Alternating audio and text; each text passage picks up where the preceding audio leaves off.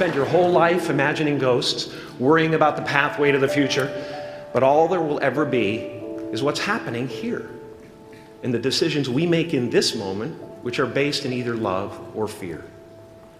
So many of us choose our path out of fear disguised as practicality.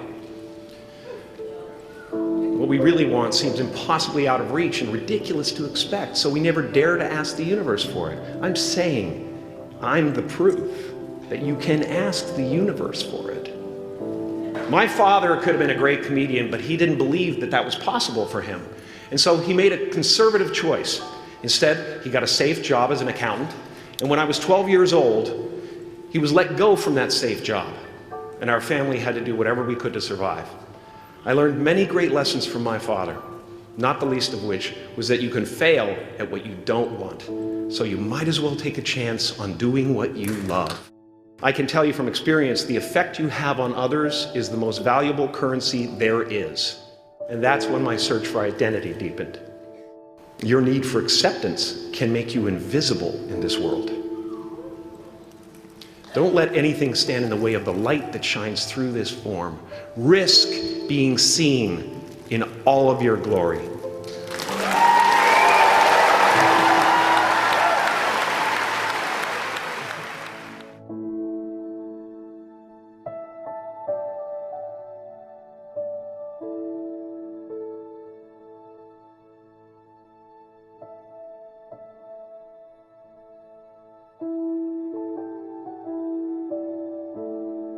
So for me, the first step is just opening yourself up to new experiences and new role models. Because most of us can't see ourselves in people, so then we try and fit ourselves into the boxes that we do see. And I mean, there's this beautiful quote that I've been saying it everywhere, and I wish I wrote it, but I didn't. So it's by a philosopher and writer named Cooley. And he said that today, I'm not what I think I am. I'm not what you think I am. I am what I think you think I am. It's so powerful. I'm not what I think I am. I'm not what you think I am. I am what I think you think I am. So we live in this perception of a perception of ourselves. Hence, my identity is made by what my parents think I should be. My identity is made up by what my college or university thinks I should achieve. While you're living in that bubble and that echo chamber, getting to what you really want to do is impossible, because maybe that just doesn't fit. And I think so many people feel that way today, that they don't fit into the current education system. They don't fit with the 3 or 4 or 5 careers that you're taught exist. So that process of self-excavation and actualization first requires being exposed. You can't be what you can't see. If I never meet a billionaire, I wouldn't want to be one, because I wouldn't know what that feels like. I don't know what it looks like. I don't know what it takes. And I think that's the biggest challenge of our society, that we're not exposed. I believe the moment was I've always had friends who are older than me. And I could see a lot of them in the most successful careers, successful jobs, beautiful partners, whatever it was. But I saw a sense of lack of fulfillment, meaning, and purpose in their lives. And I've always been an observer, and I would see these people who are like 5 years older than me, 7 years older than me, maybe 10 years older than me.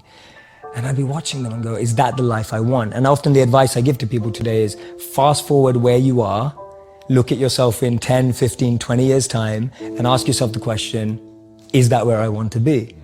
If you're in a company, look at the person who's 20 years ahead of you and ask yourself, is that where I want to be? If you're in a startup, look at where other startups have got to in similar roles and go, is that where I want to be?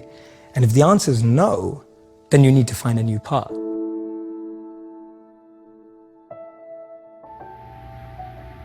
Let's suppose that you were able every night to dream any dream you wanted to dream. And that you could, for example, have the power within one night to dream 75 years of time, or any length of time you wanted to have. And you would naturally, as you began on this adventure of dreams, you would fulfill all your wishes. You would have every kind of pleasure you could conceive. And after several nights of 75 years of total pleasure each, you would say, well, that was pretty great. But now let's have a surprise. Let's have a dream which isn't under control, where something is going to happen to me that I don't know what it's going to be.